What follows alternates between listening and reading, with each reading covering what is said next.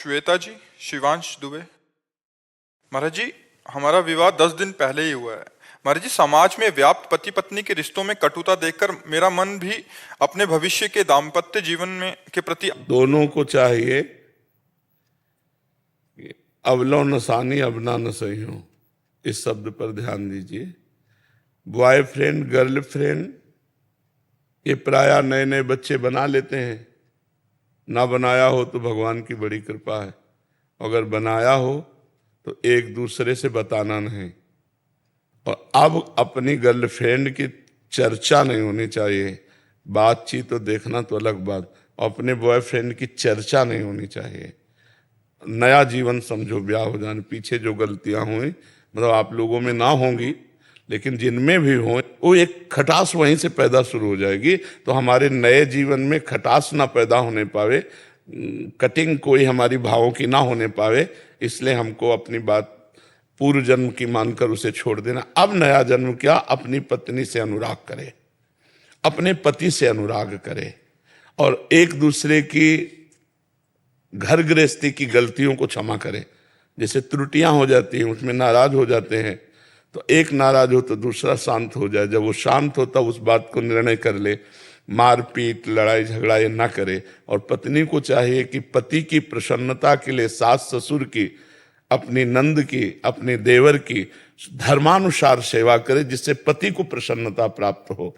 और पत्नी के लिए पति को चाहिए कि मेरी अर्धांग है, अर्धांग का मतलब जिससे मेरा आधा शरीर है, तो हम उसकी हर कामना की पूर्ति करें। और उसका हाथ हमने लिया है तो अगर वो 100 गलतियां भी करे हमारे सामने तो भी हम उसे क्षमा करके प्यार ही देंगे, डांट फटकार नहीं लगाएंगे। तो कभी विच्छेद हो ही नहीं सकता संबंध। अब जैसे ब्याह हुआ, अचानक आपने देखा है कमरे में एकांत में बात, किससे बात कर रहे हो? नहीं, किसी से नहीं। अब आप भले अपनी मौसी से बात कर रहे हो और वो दिमाग में कीड़ा छा जाए, नहीं मोबाइल लाइए, नहीं नहीं हम नहीं देंगे। अब कुछ नहीं है, कोई गलत नहीं हो तुम दोनों में, लेकिन दोनों के दिमाग में अब पैदा हो जाएगा, किससे बात कर रही थी तुम? हाँ देख लीजिए, हम अपनी मौसी से बात कर रहे थे। अच्छा तो ठीक है। कोई भी ऐसा छुपाव क्षेत्र ना रह जाए। भले आपका मौसी का लड़का है वो, लेकिन ब्याह हो गया तो अब आपको पति से अनुमति लेके कि वो आया हुआ है, आप कहें तो मैं बात कर लूं, आप ना कहें तो मुझे कोई जरूरत नहीं। क्योंकि आपकी अधीनता पति के प्रति होनी चाहिए। हमारे किसी भी आचरण से हमारे पति को संशय न हो, ऐसे ही पति को चाहिए कि हमारे किसी भी आचरण से हमारी पत्नी को संशय न हो, तो हमारा जीवन निर्वाह हो जाएगा। नहीं तो छोटे, आजकल बहुत छोटी बुद्धि है, छोटी छोटी बातों में संबंध विच्छेद हो जाता। संबंध विच्छेद हो गया तो जीवन किस काम का। बहुत सावधानी से चले। कोई ऐसी हरकत दोनों के बीच में नहीं होनी चाहिए कि दोनों का मन मुटाव हो, कभी ऐसा नहीं होना चाहिए। एक दूसरे को फाइनल अपनी पूरी वृत्ति रख देनी चाहिए खोल के। अगर वो संशय में, देखो आप पता लगा लीजिए ये हमारा अमुक रिश्तेदार है, मुझसे बात कर रही थी या कर रहे थे, हमारा कोई संबंध ऐसा नहीं। क्योंकि ये बातें अंतर में जब बैठ जाती हैं तो फिर प्यार करते हुए भी वो संशय बना रहता है, और वो संशय ऐसा पुष्ट हो जाता है कि फिर आगे चल करके मन मलिन हो जाता है। इसलिए दोनों लोग सावधान रहिए। पीछे जो कभी कुछ तो उसको भूल जाइए, आगे नया जीवन आपका मंगलमय हो। और भगवान का नाम जप कीजिए, थोड़ी देर दोनों मिलकर भगवान की पूजा कीजिए, जिससे भगवान आपके जीवन को मंगलमय रखें। क्योंकि आराधना अत्यंत आवश्यक है। जैसे आप पवित्र आचरण करोगे तो आपकी जो संतान होगी वो पवित्र आचरण वाली बनेगी। आप ही नींव हैं, आगे की जो हमारी पीढ़ी है उसकी नींव है। आप नाम जप करते हुए, भगवान का चिंतन करते हुए जीवन व्यतीत करेंगे तो आपकी संतान बलवान, बुद्धिमान, तेजोमय होगी। आप गंदे चिंतन, गंदा आचरण, गंदा व्यवहार, तो वैसे गंदे व्यवहार वाले बच्चे होंगे।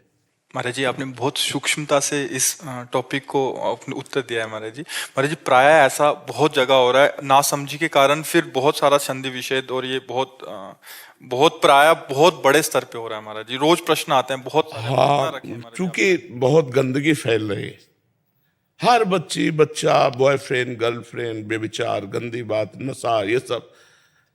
अब हम कहते हैं कैसे कैसे गृहस्थ धर्म का। देखो, आप भले गर्लफ्रेंड बनाए हो, लेकिन आपको वो लड़की पसंद नहीं है जो दूसरे को बॉयफ्रेंड बनाए हो। आप बताओ, ईमानदारी से बताओ। आप भले बॉयफ्रेंड बनाए हैं, लेकिन आपको वो पति चाहिए जो केवल आपसे प्यार करे। ऐसा कैसे हो सकता है? आप अपना चरित्र दूषित रखें, आपको चरित्रवान मिले, ऐसा कैसे हो सकता है? पहले तुम पवित्र और ईमानदार बनो, तब फिर दूसरे के लिए पवित्र और ईमानदारी की बात करो। और आजकल ये बहुत ही हवा चल रही बॉयफ्रेंड गर्लफ्रेंड वाली, नहीं चल रही। यहाँ तक कि एक और नाटक चल पड़ा है, लिव इन रिलेशन। अब बताओ ये क्या है?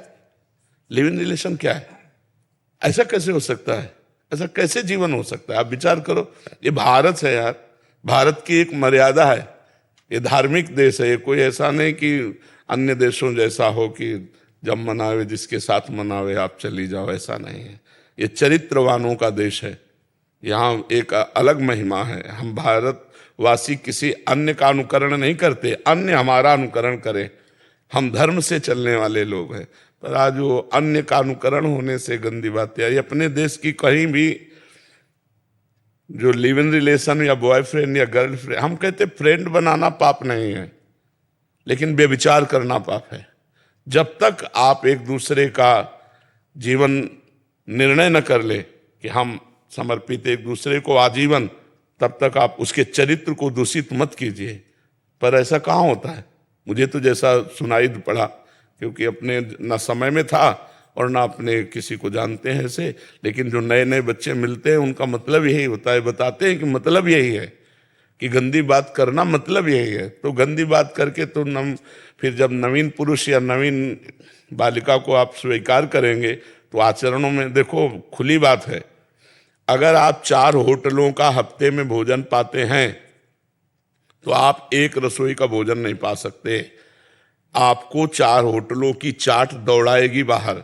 तो जब ये रसेंद्रिय है तो जनेंद्रिय। फिर अगर 4 पुरुषों से तुम्हारा मिलने का स्वभाव रहा है तो तुम एक पुरुष में नहीं टिक सकती। अगर 4 लड़कियों से मिलने का स्वभाव रहा है तो एक लड़की में नहीं टिक सकते। अब गृहस्थी तुम्हारी क्या होगी? तुम देख रहे हो हमारा पति औरों से बात कर रहा है, औरों के साथ खेल रहा है, वो देख रहे हैं कि हमारी पत्नी औरों से बात कर, क्या गृहस्थी रहेगी यार? गृहस्थी तो तब होती जब एक दूसरे से प्यार होता। मेहनत करके पूरे दिन आया और मुस्कुराकर उन्होंने स्वागत किया और दोनों घर गए, तो वो जीवन लगा कि हाँ यार कोई जीवन है। अब वो घर आ रहा है, वो देख रहा है दूसरे पुरुष से बात कर रहे, क्या जीवन है ये? नरक जीवन है। तो हमें लगता है कि सुधार किया जाए और ब्याह हो जाए, तब तो हर क्षेत्र में बिल्कुल ब्रेक लगा देनी चाहिए और अपने पति के अनुकूल या पत्नी के अनुकूल होकर चलना चाहिए। नहीं तो बहुत ही गृहस्थ जीवन, बहुत ही कूड़ा जीवन हो रहा है इस समय।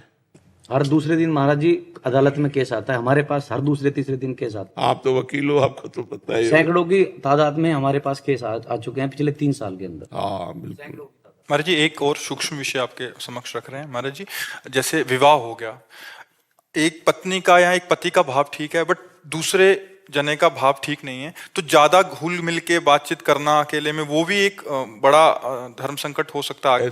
मतलब किसी और से घुल मिल के, हाँ मतलब क्योंकि वो तो बाहर हैं या इधर वो घर में ये बाहर हैं, तो फिर वो किसी अन्य। बिल्कुल नहीं, पत्नी को सावधानी रखनी चाहिए कि कभी भूल करके ऐसे आचरण नहीं करने चाहिए, या पति को भी, कि जिससे पति पत्नी के बीच में संशय पैदा हो जाए। क्योंकि संशय हो गया तो फिर कितने दिन टिक पाओगे एक जगह, कितने दिन टिक पाओगे? संशय नहीं होना। तभी तुम कह रहे हैं ऐसी माया का प्रभाव चल रहा है कि माता पिता पुत्र में संशय, पति पत्नी में संशय, मतलब विश्वास हटता चला जा रहा है। विश्वास हटता चला, बिना विश्वास के सब धूल है, सब धूल हो जाता है जीवन। गृहस्थ जीवन कितना सुंदर जीवन है, आप एक सद्भावना में देखो तो कितना सुंदर जीवन है। माता पिता की सेवा कर रहे हैं, मेहनत करके धन कमा रहे हैं, पत्नी के साथ खुशी है, छोटे छोटे बच्चे राजी खुशी से, ये कितना सुंदर सेवा बन रही भगवान की। अब उसी में ये सब गंदी बातें तो सब कूड़ा हो जाता है। इसके लिए शास्त्र स्वाध्याय करो, सत्संग सुनो, नाम जप करो, जिससे बुद्धि पवित्र हो, हमें पता चले क्या करना चाहिए क्या नहीं करना चाहिए। तलाक और डाइवोर्स तो वैसे भी सनातन में नहीं है। नहीं, इसका गांव में कभी सुना ही नहीं ना, गांव में कभी हुआ नहीं, कभी सुना ही नहीं। ये तो अब सुनने को, हाँ कितनी बड़ी, आप देखो कितनी बड़ी समर्पण वृत्ति होती थी। हम अपने सामने की बात कह रहे हैं कि लड़का कभी लड़की को देख नहीं सकता जिसके साथ ब्याह हुआ है, लड़की लड़के को नहीं देख सकती। ताऊ दादा काका आसपास के लोग ब्याह करके